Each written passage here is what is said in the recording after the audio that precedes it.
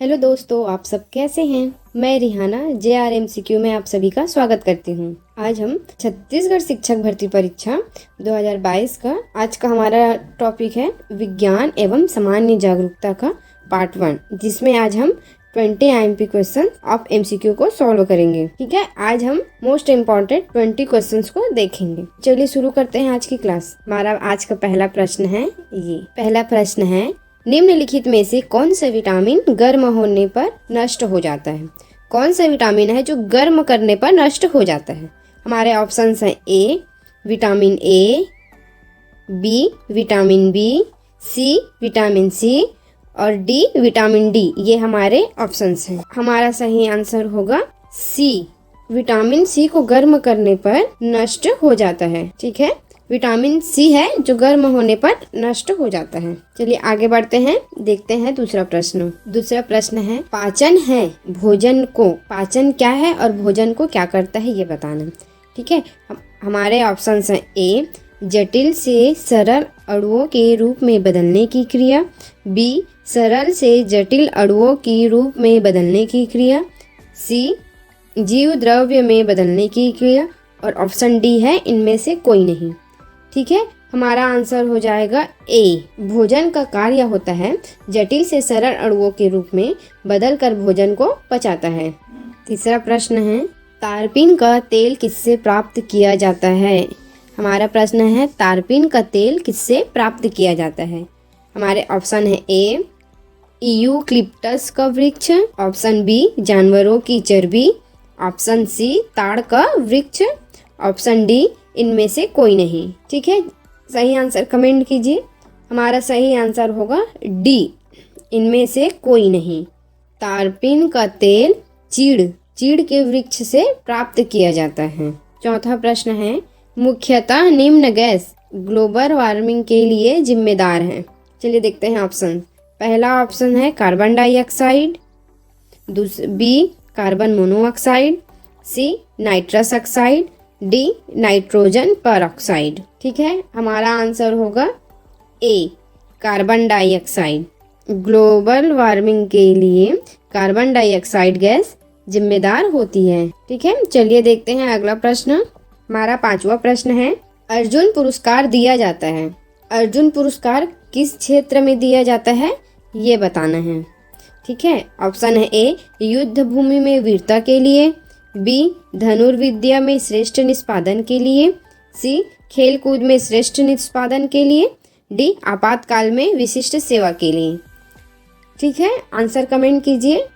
इसका सही आंसर होगा सी खेलकूद में श्रेष्ठ निष्पादन के लिए अर्जुन पुरस्कार दिया जाता है। चलिए आगे बढ़ते हैं, देखते हैं छठा प्रश्न। छठवां प्रश्न है, दिल्ली का लाल किला किसने बनवाया था। दिल्ली का जो लाल किला है वो किसने बनवाया था। ऑप्शन है ए अकबर, बी शाहजहां, सी जहांगीर, डी शेरशाह। ठीक है, हमारा आंसर हो जाएगा बी शाहजहां। दिल्ली का जो लाल किला है उसको शाहजहां ने बनवाया था। चलिए देखते हैं सातवां प्रश्न। साथ ही साथ आप अपना आंसर कमेंट करते चलिए। आप सबकी तैयारियां कैसी चल रही है कमेंट में जरूर बताइएगा। सातवां प्रश्न है, निम्नलिखित राज्य समूहों में से कौन सा समूह सबसे बड़ा चाय उत्पादक है। सबसे बड़ा चाय उत्पादक राज्य के समूह को बताना है। ठीक है, ऑप्शन है ए पश्चिम बंगाल, तमिलनाडु, हिमाचल प्रदेश, बी कर्नाटक, उत्तर प्रदेश, राजस्थान, सी असम, बिहार, झारखंड, डी पश्चिम बंगाल, असम, कर्नाटक। हमारा सही ऑप्शन हो जाएगा डी पश्चिम बंगाल, असम एवं कर्नाटक। सबसे बड़ा चाय का उत्पादक राज्य समूहों में पहले नंबर पे आता है पश्चिम बंगाल, दूसरे नंबर पे आता है असम और तीसरे नंबर पे आता है कर्नाटक। चलिए आगे बढ़ते हैं, देखते हैं आठवां प्रश्न। पालक के पत्ते किसके प्रबल स्रोत हैं। पालक के पत्ते में क्या पाया जाता है ये बताना है। इसका आंसर आप सबको पता ही होगा, पता है तो प्लीज़ कमेंट करके बताइए। हमारे ऑप्शन है ए iron, B calcium, C folic acid, D vitamin. हमारा सही आंसर हो जाएगा ए आयरन। आयरन की प्रचुर मात्रा पालक के पत्ते में पाई जाती है। नवा प्रश्न है, निम्न यंत्र से विद्युत धारा का मापन करते हैं। विद्युत की धारा को कौन से यंत्र से मापा जाता है? ठीक है, ऑप्शन है ए वोल्टमीटर, बी एनीमोमीटर, सी कंप्यूटर, डी अमीटर। हमारा सही आंसर हो जाएगा डी अमीटर। विद्युत धारा का मापन अमीटर से किया जाता है। 10वां प्रश्न देखते हैं। अल्बर्ट आइंस्टीन थे एक प्रसिद्ध। अल्बर्ट आइंस्टीन क्या थे ये बताना है। ऑप्शन है ए चिकित्सक, बी रसायन शास्त्री, सी भौतिक शास्त्री, डी जीव विज्ञानी। अपना आंसर कमेंट कीजिए। हमारा सही आंसर हो जाएगा सी भौतिक शास्त्री। अल्बर्ट आइंस्टीन एक प्रसिद्ध भौतिक शास्त्री थे। चलिए देखते हैं 11वां प्रश्न। 11वां प्रश्न है, साहित्य में नोबेल पुरस्कार पाने वाले प्रथम भारतीय थे। प्रथम भारतीय कौन थे जिसने साहित्य में नोबेल पुरस्कार पाया था? हमारे ऑप्शन है A Mother Teresa, B Rabindranath Tagore, C Sarojini Naidu, D CV Raman. हमारा आंसर हो जाएगा बी रविंद्रनाथ टैगोर। साहित्य में नोबेल पुरस्कार पाने वाले प्रथम भारतीय रविंद्रनाथ टैगोर थे। 12वां प्रश्न है, भारत में सर्वोच्च वीरता का पुरस्कार कौन सा है? सर्वोच्च वीरता के लिए कौन सा पुरस्कार दिया जाता है? ए अशोक चक्र, बी परमवीर चक्र, सी महावीर चक्र, डी परम विशिष्ट चक्र। हमारा आंसर हो जाएगा बी परमवीर चक्र। भारत में सर्वोच्च वीरता का पुरस्कार परमवीर चक्र होता है। ठीक है, चलिए देखते हैं 13वां प्रश्न। 13वां प्रश्न है, पूंजी बाजार में दीर्घावधि निधि प्राप्त की जा सकती है या तो कुछ संस्थाओं से उधार लेकर, या ऑप्शन है ए नोट जारी करके, बी सरकार से ऋण लेकर, सी प्रतिभूतियां जारी करके, डी विदेशी संस्थाओं से ऋण लेकर। हमारा सही ऑप्शन हो जाएगा सी प्रतिभूतियां जारी करके। पूंजी बाजार में दीर्घावधि निधि प्राप्त की जा सकती है या तो कुछ संस्थाओं से उधार लेकर या प्रतिभूतियां जारी करके। ठीक है, चलिए देखते हैं। अगला प्रश्न है, भारतीय रेलवे के संबंध में निम्नलिखित में से कौन सा कथन सही है? नीचे जो 4 कथन दिए गए हैं उनमें से कौन सा कथन सही है भारतीय रेलवे के संबंध में, ये बताना है। ऑप्शन है ए यह परिवहन की सबसे सस्ती विधि है, बी कमाई का मुख्य स्रोत माल परिवहन है, सी यह भारत में सबसे बड़ा नियोजक है, डी उपरोक्त सभी। हमारा आंसर हो जाएगा डी उपरोक्त सभी। भारतीय रेलवे के संबंध में उपरोक्त सभी कथन सही हैं।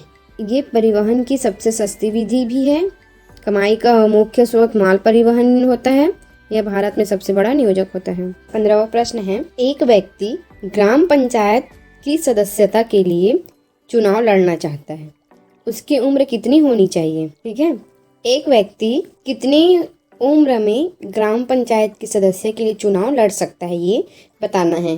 ठीक है, हमारा ऑप्शन है ए 18 वर्ष या इससे ऊपर, बी 19 वर्ष या उससे ऊपर, सी 21 वर्ष या इससे ऊपर, डी कम से कम 25 वर्ष। हमारा सही आंसर हो जाएगा सी 21 वर्ष या इससे ऊपर।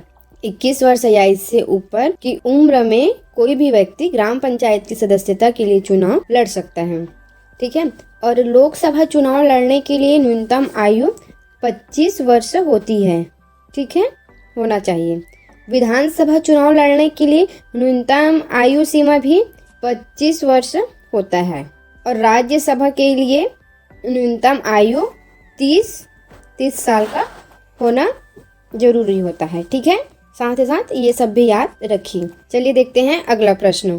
16 प्रश्न है, कपास उगाने के लिए निम्नलिखित में से कौन सी मिट्टी उपयुक्त होती है? कपास उगाने के लिए कौन सी मिट्टी उपयुक्त होती है ये बताना है। ए रेतीली मिट्टी, बी चिकनी मिट्टी, सी काली मिट्टी, डी दोमट मिट्टी। हमारा सही आंसर हो जाएगा सी काली मिट्टी। कपास उगाने के लिए काली मिट्टी उपयुक्त होती है। इसको याद रखने का एक सिंपल सा ट्रिक है, इसको आप ऐसे याद कर सकते हैं, क से कपास और क से काली मिट्टी। चलिए देखते हैं अगला प्रश्न। 17वां प्रश्न है, राजा भोज निम्नलिखित में से किस राजवंश से संबंधित थी? राजा भोज कौन से वंश के थे ये बताना है। ए गुर्जर, बी परमार, सी करकोटा, डी उत्पल। हमारा सही आंसर हो जाएगा बी परमार। राजा भोज परमार राजवंश से संबंधित थे। ठीक है, राजा भोज जो थे वो परमार वंश के थे। ठीक है, चलिए देखते हैं अगला प्रश्न। हमारा अगला प्रश्न ये रहा। अगला प्रश्न है, निम्नलिखित में से ग्राम पंचायत की आय का स्रोत कौन सा नहीं है? ग्राम पंचायत की आय का स्रोत कौन सा नहीं है? नहीं है को बताना है। ठीक है, हमारा ऑप्शन है ए संपत्ति कर, बी भवन कर, सी भूमि कर, डी वाहन कर। हमारा सही आंसर हो जाएगा ए संपत्ति कर। ग्राम पंचायत की आय का मुख्य स्रोत नहीं है संपत्ति कर। ठीक है, चलिए देखते हैं 19वां प्रश्न। 19वां प्रश्न है, महात्मा गांधी की हत्या नाथूराम गोडसे ने निम्नलिखित में से किस दिन किया था?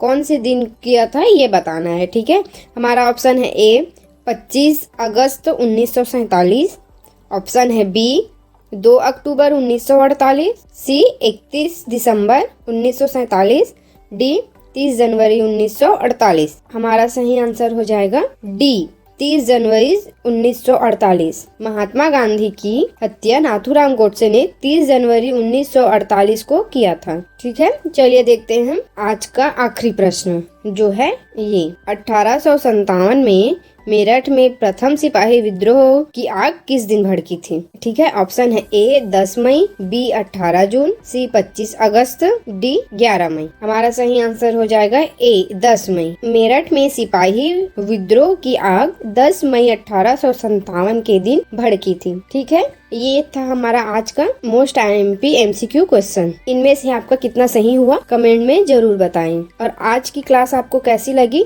कमेंट में जरूर बताएं। अगर आज की क्लास आपको पसंद आई हो तो वीडियो को लाइक, शेयर और चैनल को सब्सक्राइब जरूर कीजिए। मिलते हैं ऐसे ही और वीडियोस के साथ, तब तक के लिए थैंक यू।